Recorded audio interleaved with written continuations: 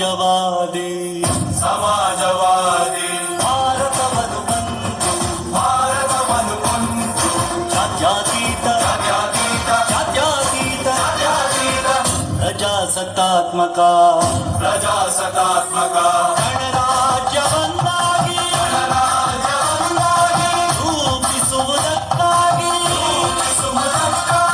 ಭಾರತೀಯರೆಲ್ಲರಿಗೂ ಸಾಮಾಜಿಕ ಆರ್ಥಿಕ ಮತ್ತು ರಾಜಕೀಯ ನ್ಯಾಯವನ್ನು ವಿಚಾರ ಅಭಿವ್ಯಕ್ತಿ ನಂಬಿಕೆ ಧರ್ಮ ಮತ್ತು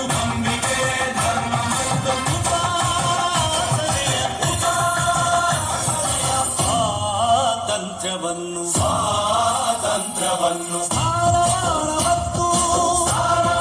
ಮತ್ತು ಅವಕಾಶಗಳ ಸಮತೆ ದೊರೆಯುವಂತೆ ಮಾಡಲು ವ್ಯಕ್ತಿ ಗೌರವ ದೇಶದ ಏಕತೆ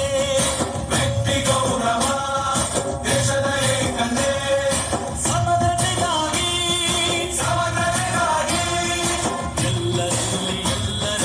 ಎಲ್ಲರಲ್ಲಿ ಭ್ರಾತೃತ್ವ ಭಾವವನ್ನು ಮೂಡಿಸುವುದಕ್ಕಾಗಿ ಸಂಕಲ್ಪವಾಗಿ ನಮ್ಮ ಸಂವಿಧಾನ ಸಭೆಯಲ್ಲಿ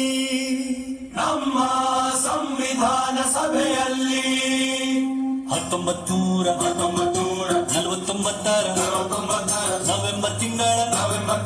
26ನೇ ದಿನ ಈ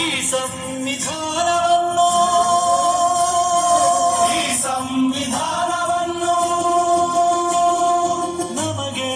ನಾವೇ ಅರ್ಪಿಸಿಕೊಂಡು ಅಂಗೀಕರಿಸಿ ಶಾಸನವಾಗಿ